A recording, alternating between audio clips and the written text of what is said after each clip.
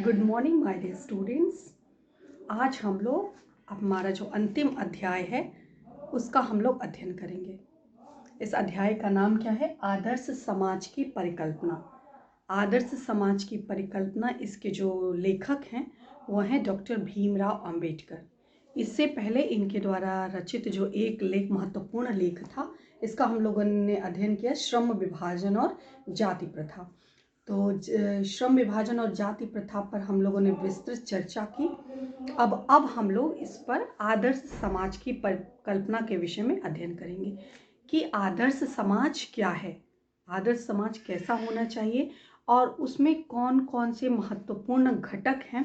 उन घटकों को शामिल करने के बाद कोई भी समाज आदर्श समाज कहला सकता है। तो आइए हम इस लेख को एक बार पढ़ते हैं। जाति प्रथा के खेदजनक। खेदजनक का क्या अर्थ होता है? खेद मतलब कष्ट, जनक मतलब उत्पन्न करने वाले, खेद उत्पन्न करने वाले, कष्ट उत्पन्न करने वाले। जाति प्रथा के खेदजनक परिणामों की नीरस, नीरस मतलब रसहीन, जो जाति प्रथा के जो खेदजनक यानी जो कष्टपूर्ण परिणाम की नीरस गाथा को सुनते सुनते आप में से कुछ लोग निश्चय ही ऊब गए होंगे। भीमराव अंबेडकर जी बताते हैं कि अब तक हम लोगों ने श्रम विभाजन और जाति प्रथा, जाति स्पेशली जाति प्रथा को लेकर के हमने अच्छी खासी इस पर चर्चा की। तो इस नीरस गाथा को लेकर के कि किस प्रकार के श्रम का बंटवारा किस प्रकार होता है, किस प्रकार जाति को महत्व दिया जाता है, इन सब गाथा को सुनकर कई लोग जो है वो ऊब चुके होंगे। उनको ये सारी बातों में कोई विशेष दिलचस्पी नहीं होगी, उनके लिए यह पूरी तरह से नीरस लग रहा होगा। तो अब जो है हम उसके आगे पढ़ते हैं कि आदर्श समाज कैसा होना चाहिए। यह अस्वाभाविक भी नहीं है, सही भी बात है कि जिससे हमारा कोई लेना देना नहीं है। जाति से हमको क्या मतलब, किसकी कौन सी, ये उसके लिए है कि जो व्यक्ति जैसे नीचे तबका का हो या व्यक्ति ऐसा हो कि हमारे जो हमको व्यवसाय चुनने की हमको अब स्वतंत्रता ना मिली हो, या ऐसा हो सकता है कि आपने मान लीजिए कोई व्यवसाय चुन लिया और आप उसमें जो है कंफर्टेबल नहीं है, तो आप चाहेंगे कि वह व्यवसाय के बदले हम कोई और दूसरा व्यवसाय चुन सकें। लेकिन आज के संदर्भ में बड़े ही स्वाभाविक रूप से आप उसका चयन कर सकते हैं, लेकिन तब के समय में यह स्वतंत्रता जो है वह नहीं थी। अभी भी बहुत से ऐसे सुदूर ग्रामीण क्षेत्र हैं जहां लोगों को बाध्य किया जाता है कि आप इस जाति के हैं तो आपको यही कार्य करना होगा। तो कहते हैं यह जो नीरस गाथा है, इस नीरस गाथा को सुनने के बाद निसंदेह जो है बहुत सारे लोग जो है ऊब चुके होंगे। और ये नेचुरल बात है, स्वाभाविक विषय है कि निसंदेह इस नीरस गाथा को सुनने के बाद, ये कहानी सुनने के बाद लोग ऊब चुके होंगे। अतः मैं अब समस्या के रचनात्मक पहलू को लाता हूँ। रचनात्मक मतलब क्रिएटिव। तो इस जाति प्रथा का मतलब, इसका जो श्रम विभाजन है इसको किस प्रकार होना चाहिए, क्या आवश्यक है इसमें, इसको किस प्रकार सुधार किया जा सकता है, इसमें किस प्रकार परिवर्तन लाया जा सकता है, इसका जो दूसरा पक्ष है उस दूसरे पक्ष के विषय में अब हम लोग अध्ययन करेंगे। मेरे द्वारा जाति प्रथा की आलोचना सुनकर आप लोग मुझसे यह प्रश्न पूछना चाहेंगे कि यदि मैं जातियों के विरुद्ध हूं तो फिर मेरी दृष्टि में आदर्श समाज क्या है। डॉक्टर भीमराव अंबेडकर कहते हैं कि सब जातियों के विषय में हमने चर्चा की। हमने ऋग वैदिक काल के विषय में बताया कि किन आधारों पर जो है कार्यों का बंटवारा हुआ, किस प्रकार से कौन सी जाति किस कार्य को करने के लिए उनको अधिकार मिला। इन सब विषय में, जातियों के विषय में हमने चर्चा की। तो ऐसे संदर्भ में जब सब जातियां इस प्रकार बुरी हैं या अच्छी हैं, तो कार्यों का बंटवारा किस आधार पर हो। पहले ही बता दिया कि हर कार्य जो है, एक ही कार्य को जो है हर व्यक्ति नहीं कर सकता। अलग अलग व्यक्ति जो होते हैं अलग अलग कार्य करने में माहिर होते हैं। जो नहीं कि एक ही व्यक्ति हर कार्य कर ले और जो है कोई मान लीजिए एक स्पेसिफिक कार्य हो, हमारा मन नहीं है उसमें, फिर भी हमको करने के लिए वो बाध्य किया जाए, तो यह सही नहीं है। तो इस आधार पर जो जाति को आधार बनाकर के श्रम विभाजन किया जाता है, यह सही नहीं है। लेखक कहते हैं यह आपका प्रश्न बनेगा कि आप हमसे प्रश्न कर सकते हैं कि जब आपके आधार पर, आपके हिसाब से आपका कथन यह है कि जाति के आधार पर श्रम का विभाजन नहीं होना चाहिए। तो फिर किस आधार पर होना चाहिए, या आपके हिसाब से आप इसका प्रत्युत्तर दीजिए कि आपके हिसाब से एक आदर्श समाज किसे कहते हैं। एक आइडियल जो आइडियल समाज है उसको आप क्या बोलेंगे। आदर्श समाज की परिकल्पना, आप आदर्श समाज की जो सोच है उसका आपके हिसाब से क्या है, किस प्रकार के समाज को आप आइडियल समाज कहते हैं। जैसे महात्मा गांधी ने आदर्श समाज की बात कही है, बहुत से रविन्द्रनाथ टैगोर ने आदर्श समाज की बात कही है। तो ऐसे संदर्भ में भीमराव अम्बेडकर कहते हैं कि आप हमसे मुझसे प्रश्न कर सकते हैं कि आपके हिसाब से आदर्श समाज कैसा होना चाहिए। तो यदि ऐसा पूछेंगे तो मेरा उत्तर होगा कि मेरा आदर्श समाज स्वतंत्रता, समता और भ्रातृता पर आधारित हो। कहते अगर यह अधिकार मुझे दिया जाए या मुझसे मेरा कोई व्यू पूछे, मेरा मत पूछे, मेरे विचार को कोई पूछे, तो मैं कहूँगा एक आदर्श समाज में 3 महत्वपूर्ण घटक का होना सबसे इंपॉर्टेंट है। पहली बात कि स्वतंत्रता, व्यक्ति को कहीं आने जाने की स्वतंत्रता मिले, व्यक्ति को अपनी अभिव्यक्त जो मन के विचार है उसको अभिव्यक्त करने की स्वतंत्रता मिले, अपनी इच्छानुसार खाने की स्वतंत्रता मिले। कई चीज स्वतंत्रता के कई पैरामीटर हैं, उन पैरामीटर के अकॉर्डिंग व्यक्ति की स्वतंत्रता मिलनी चाहिए जो हमें संविधान में अधिकार प्राप्त हुए हैं। तो ये तब प्राप्त नहीं हुए थे, उस संदर्भ में बताते हैं कि हमें व्यक्ति को स्वतंत्रता मिलनी चाहिए। सेकंड, समता। समता मतलब समानता, किसी को जाति के आधार पर कोई भेदभाव नहीं होना चाहिए, लिंग के आधार पर कोई भेदभाव नहीं होना चाहिए, किसी तरह का जो है असमानता लड़का लड़की के नाम पे, धनी निर्धन के नाम पे, जाति के नाम पर किसी के साथ जो है असामाजिक या अमानवीय असंवेदनशील जो है व्यक्ति को व्यवहार नहीं करने चाहिए। तीसरा जो महत्वपूर्ण कंपोनेंट है वो है भ्रातृता। भ्रातृता मतलब भाईचारे की भावना, कि हम आपस में चाहे कोई व्यक्ति किसी भी जाति से संबंध रखता हो लेकिन सभी एक साथ काम करते हैं तो आपस में भाई भाई हैं, एक समाज में रहते हैं, एक गांव में रहते हैं, एक नगर में रहते हैं, एक कस्बे में रहते हैं, तो आपस में एक दूसरे का संबंध क्या है, भाईचारे जैसा है। तो एक जो आदर्श समाज है, इस एक आदर्श समाज में ये तीन जो है तत्व जो है बहुत ही महत्वपूर्ण है। क्या है, स्वतंत्रता, दूसरा समानता और तीसरा जो होता है भ्रातृता। तो ये 3 बातें अगर किसी समाज में हैं, चाहे कोई भी समाज हो, अगर ये 3 कंपोनेंट है तो वह समाज को आदर्श समाज की परिकल्पना के आधार पर माना जाएगा। और यह मत किसका है, डॉक्टर भीमराव अंबेडकर जी का है। और कहते हैं कि आप भी इस तर्क से कहीं ना कहीं पूर्ण रूप से क्या होंगे, सहमत होंगे। क्या यह ठीक नहीं है? क्या आप इस बात में किसी तरह का कोई आपका मत क्या इससे भिन्न हो सकता है?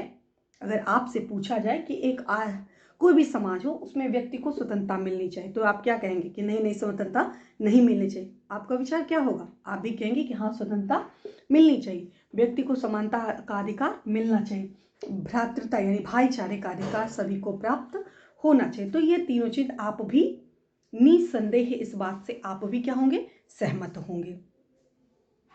भ्रातृता अर्थात भाईचारे में किसी को क्या आपत्ति हो सकती है?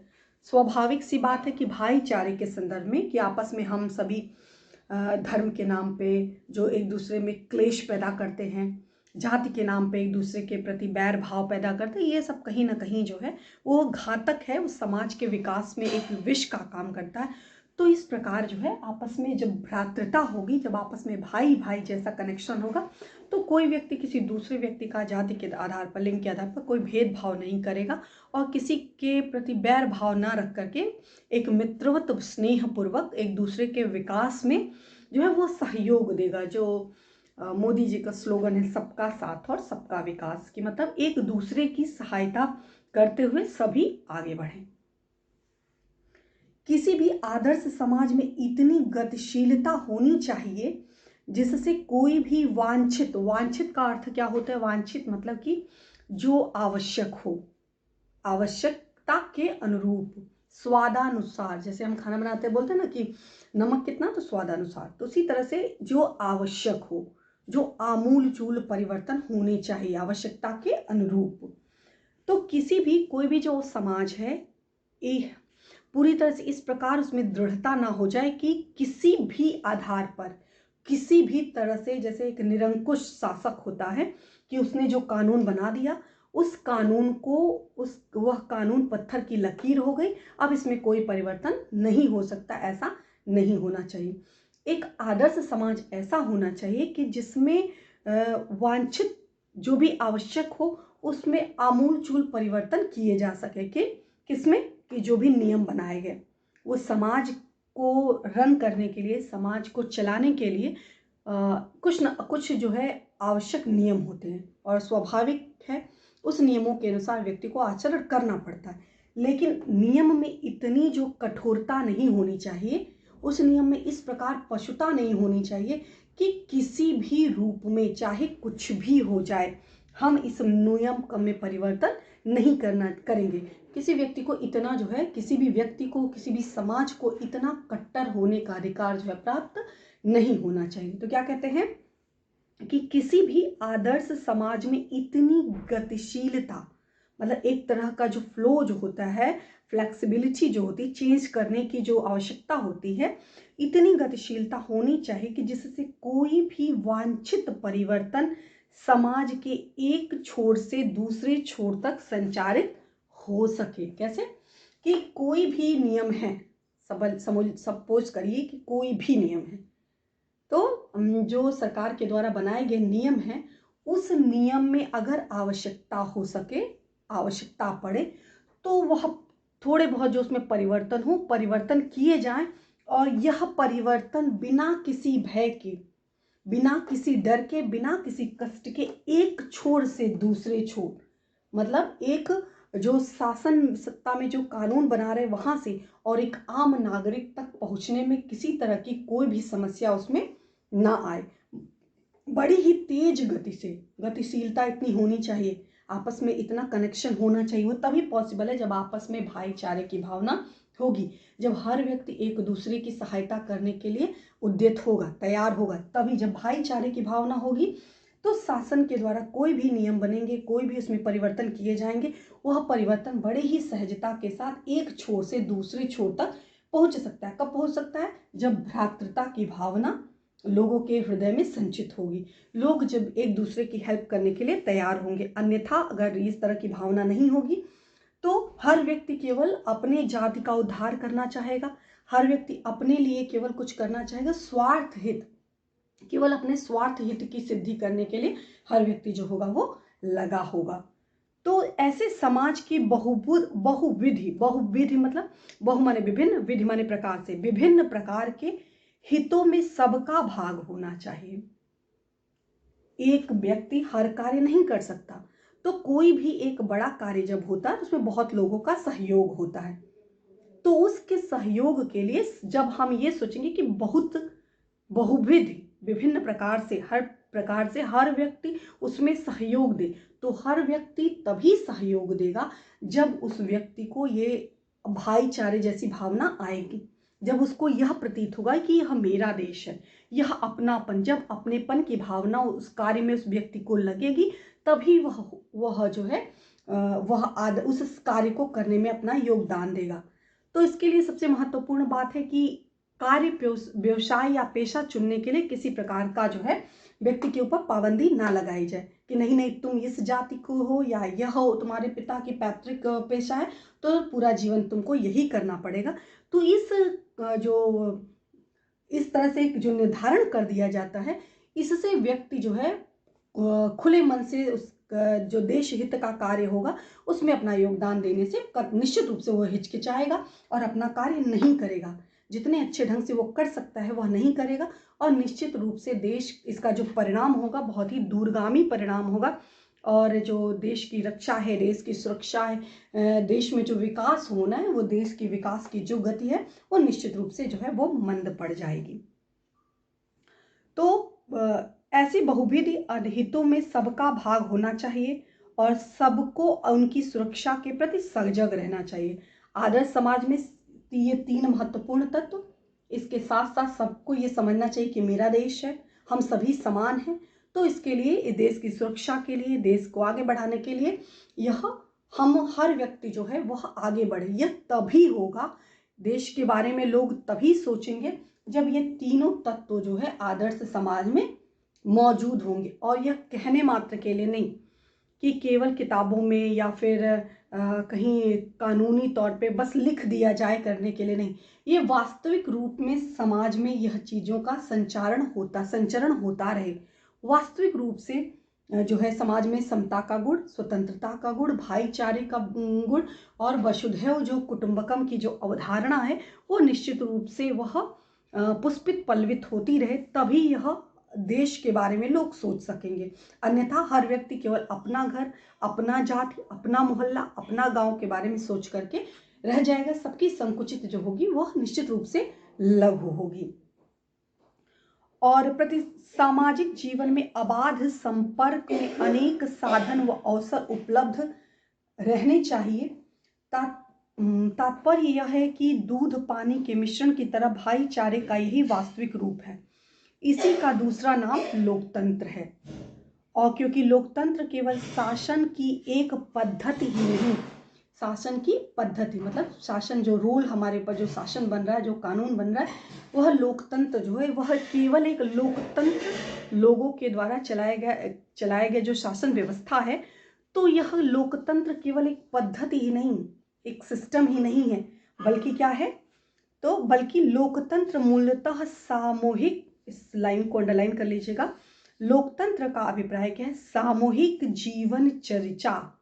सामूहिक मतलब समूह में बैठ करके, एक साथ कई लोग बैठ करके, और जीवन चर्चा, जीवन के विषय में, जीवन के लिए क्या क्या आवश्यक है, व्यक्ति के विकास के लिए क्या क्या आवश्यक है, देश के विकास के लिए क्या क्या आवश्यक है, देश की सुरक्षा के लिए क्या क्या आवश्यक है, उस विषय पर क्या करें, जीवन चर्चा की एक रीति तथा समाज के सम्मिलित अनुभवों के आदान प्रदान का नाम है। तो लोकतंत्र का अभिप्राय क्या है कि एक समूह में लोग बैठ करके देश के हित के बारे में, देश की सुरक्षा के बारे में विचार विमर्श करें, आपस में बातचीत करें, अपने अनुभवों का आदान प्रदान करें। ये तभी होगा जब दूध में पानी की तरह आपस में एक तरह मतलब बट इतनी गतिशीलता होगी कि एक छोर से दूसरे छोर तक पहुंच सके। कोई भी नियम कानून, आपस में प्रेम की भावना हो, भ्रातृता की भावना हो, तभी हम अपने अनुभवों को एक दूसरे से शेयर कर सकते हैं। अगर इस तरह की भावना नहीं होगी तो कदापि व्यक्ति जो है अपने आप को सुरक्षित महसूस नहीं करेगा, कभी भी अपने अनुभव को दूसरे के सामने साझा नहीं करेगा। तो लोकतंत्र केवल कहने के लिए नहीं कि देश जो है हमारा लोकतांत्रिक देश है। लोकतांत्रिक देश होने के लिए जो उसका जो महत्वपूर्ण बात है यह है कि यह लोगों के लिए बनाया गया। तो लोगों के लिए मतलब उसमें किसी तरह का कोई भेदभाव नहीं होना चाहिए, किसी तरह की पार्शियलिटी जो है वो नहीं होनी चाहिए। देश का कानून सबके लिए एक बराबर है। ये नहीं कि इस जाति का है तो इसके लिए अलग कानून, ये दूसरे जाति का है तो इसके लिए अलग कानून। जाति के आधार पर या किसी और लिंग भेद के आधार पर या किसी और आधार बना करके किसी तरह का कोई जो दोहरा मानदंड जो है वो नहीं अपनाया जाना चाहिए। इसमें ये आवश्यक है कि अपने साथियों के प्रति श्रद्धा व सम्मान का भाव हो। आप किसी समुदाय से हो, किसी जाति से हो, अगर आपके साथ व्यक्ति कार्य करता है तो वह एक समान है। एक जगह पर वर्क कर रहा है तो वो सभी एक समान है। तो एक दूसरे के प्रति श्रद्धा का भाव, प्रेम का भाव जो है व्यक्ति को रखना चाहिए। अब दूसरा पैराग्राफ देखिए। इस प्रकार स्वतंत्रता पर भी क्या कोई आपत्ति हो सकती है? अगर आपसे कहा जाए स्वतंत्रता के विषय में, तो स्वतंत्रता विषय में सभी कहेंगे कि हाँ, हर व्यक्ति को स्वतंत्रता मिलनी चाहिए। किसी भी व्यक्ति को इस रूप यह सोच करके कि यह इस जाति का है या इस समुदाय का है या इस लिंग का है तो इसलिए इसको स्वतंत्रता इसको रोक देनी चाहिए, ऐसा नहीं होना चाहिए। क्या स्वतंत्रता में क्या है? गमनागमन की स्वतंत्रता। गमन आगमन दो शब्द है, गमन और आगमन, जाने की और आने की स्वतंत्रता व्यक्ति को मिलनी चाहिए। देन जीवन तथा शारीरिक सुरक्षा की स्वाधीनता। व्यक्ति को जीवन जीना है तो उसमें जो भी उसके लिए आवश्यक चीजें हैं, जैसे रोटी, मूलभूत आवश्यकताएं हैं, रोटी, कपड़ा और मकान, तो इसको अर्जन के लिए व्यक्ति को स्वतंत्र होना चाहिए कि वो जैसा चाहे, जिस हिसाब से चाहे अपनी सुरक्षा करने के लिए वह फ्री है, स्वतंत्र है। वो जैसे चाहे अपने शरीर की सुरक्षा कर सकता है, अपने पेट भरने के लिए अपने पेशे का चुनाव कर सकता है। इस तरह उसको स्वतंत्रता मिलनी चाहिए। स्वतंत्रता स्वाधीनता के अर्थों में शायद ही कोई स्वतंत्रता का विरोध करे। इसी प्रकार संपत्ति के अधिकार, जीविकोपार्जन के लिए आवश्यक औजार व सामग्री रखने की स्वतंत्रता, जिससे शरीर को स्वस्थ रखा जा सके, के अर्थ में भी स्वतंत्रता का कोई आपत्ति नहीं हो सकती है। कहते हैं कि कोई भी व्यक्ति कौन सा जीविकोपार्जन के लिए, जीविकोपार्जन मतलब जीवन को चलाने के लिए जो भी आवश्यक है, उसके लिए जो जो चीज़ें आवश्यक है, उसके लिए जो भी जैसे कि सामग्री, मान लीजिए कोई टीचर है तो उसके लिए टीचर के लिए क्या क्या चीज़ें आवश्यक हैं, एक वक्त लॉयर है तो उसके लिए क्या क्या चीज़ें, कुम्हार है उसके लिए जो भी औजार है, यानी जो महत्वपूर्ण व्यक्ति का संसाधन है, उस संसाधन के लिए क्या क्या चीज़ें आवश्यक हैं, उन संसाधनों को किस प्रकार वो प्राप्त करे, इसकी स्वतंत्रता उसको मिलनी चाहिए। मतलब कि ऐसा नहीं कि अगर वह इस मान लीजिए एक बुनकर है, अगर उस बुनकर को उसको कपड़ा ना मिले तो बुनाई, या फिर जो सिलाई करने वाला है एक दर्जी है, अगर उसको कपड़े ना दिए जाए, मशीन ना दिए जाए, कहे नहीं ये तुम नहीं अर्जन कर सकते, ये जो है तुम्हारे हिसाब से सही नहीं है, ये कानून के अनुसार से गैर कानूनी, तो व्यक्ति कैसे अपना विकास कर सकता है। तो जो व्यक्ति जो जीविकोपार्जन के लिए जो पेशा अडॉप्ट करता है, उसके लिए जो कुछ भी उसको संसाधन चाहिए, वो संसाधन को अर्जन करने का उसको अधिकार जो है कानून के द्वारा प्रदान किया जाना चाहिए। उसमें किसी भी प्रकार का जो है भेदभाव नहीं होना चाहिए। के अर्थ में स्वतंत्रता पर कोई आपत्ति नहीं हो सकती। तो फिर मनुष्य की शक्ति के समक्ष एवं प्रभावशाली प्रयोग की भी स्वतंत्रता क्यों न प्रदान की जाए। जब व्यक्ति को अपनी सुरक्षा के अनुसार पेशा चुनने का अधिकार है, अपनी जीविकोपार्जन के लिए जैसा वो चाहता है उसके लिए संसाधनों को एक साथ रखने की स्वतंत्रता है उसको, तो ऐसे संदर्भ में व्यक्ति की शक्ति, दो महत्वपूर्ण शब्द है। पहला शक्ति, कि मेरी शक्ति, मैं इस कार्य करने में मेरी जो स्ट्रेंथ है, मैं ये कार्य करूँगा तो ज़्यादा अच्छे से कर सकूँगा, पहली बात। और दूसरा प्रभावशाली, मतलब उसका जो इफेक्ट होगा, प्रभाव और अच्छे से पड़ेगा। तो व्यक्ति की शक्ति क्षमता के अनुसार व्यक्ति को कार्य चुनने की स्वतंत्रता क्यों नहीं दी जानी चाहिए, यह जो है प्रश्न चिन्ह है। यह हमारे सामने लेखक प्रश्न उत्पन्न करते हैं कि आप यहाँ तक स्वतंत्रता लोग स्वीकार करते हैं कि व्यक्ति जा सकता है, आ सकता है, इसमें कोई बाधा नहीं है, व्यक्ति जीविकोपार्जन कर सकता है, इसमें कोई बाधा नहीं है, व्यक्ति अपनी सुरक्षा, अपनी शारीरिक सुरक्षा के प्रति जो है जागरूक होना चाहिए, उसको तैयार होना चाहिए, जो भी कार्य उसके लिए आवश्यक है वो करने चाहिए। व्यक्ति को अपनी जीविकोपार्जन के लिए जो भी औजार या आवश्यक सामग्री है, संसाधन है, वो उसको प्राप्त कर सकता है। तो जब इतनी स्वतंत्रता है तो उसको यह स्वतंत्रता क्यों नहीं दी जाए कि आपको जो भी कार्य करना है, जो भी आपने विषय के रूप में चयन किया, जिसमें आप दक्ष हैं, जिसमें आप दक्ष हैं मतलब आप कुशल हैं, आप जिस कार्य में कुशल हैं, महारत हासिल कर ली है आपने, जो आप अच्छे से कर सकते हैं, जिसमें आपकी शक्ति है, स्ट्रेंथ है, ऊर्जा है, उत्साह है, उस काम को करने की स्वतंत्रता क्यों नहीं दी जाती। अगर उसको वो स्वतंत्रता नहीं दी जाती तो जो पिछली बातें कही गई है कि व्यक्ति को अपने जीविकोपार्जन की सुरक्षा, स्वतंत्रता, व्यक्ति को अपनी इच्छानुसार जो सुरक्षा को ध्यान में रखने की जो स्वतंत्रता, ये सब पूरी तरह से बेमानी है, बेकार है। जब व्यक्ति अपनी शक्ति के अनुसार, अपनी क्षमता के अनुसार, अपनी दक्षता के अनुसार उसको कार्य करने की स्वतंत्रता नहीं दी जाती है, मतलब कि मान लीजिए एक लोहार वर्ग का है व्यक्ति, तो अगर उसको लोहार वाला काम नहीं कर अच्छा लगता, उसको दर्जी का काम अच्छा लगता है, या उसको अध्यापक या किसी और कार्य को उसको अच्छा लगता है, लेकिन नहीं, चूंकि तुम लोहार वर्ग के हो तो आप लोहे का जितना सामान रखना चाहो रख सकते हो, स्वतंत्रता है, तुमको जितना चाहो रख सकते हो, लेकिन चूंकि तुम लोहार वर्ग के हो तो तुम कोई दूसरा कार्य नहीं कर सकते। तो फिर वह जो लोहार वर्ग का व्यक्ति है वह अपने शारीरिक सुरक्षा, अपने जीविकोपार्जन की सुरक्षा और सारी चीज़ों को वह कैसे अच्छे ढंग से कर पाएगा। तो फिर यह जो शारीरिक सुरक्षा की बात कही जा रही है और जो सुरक्षा की बात की पूरी तरह से बेमानी है।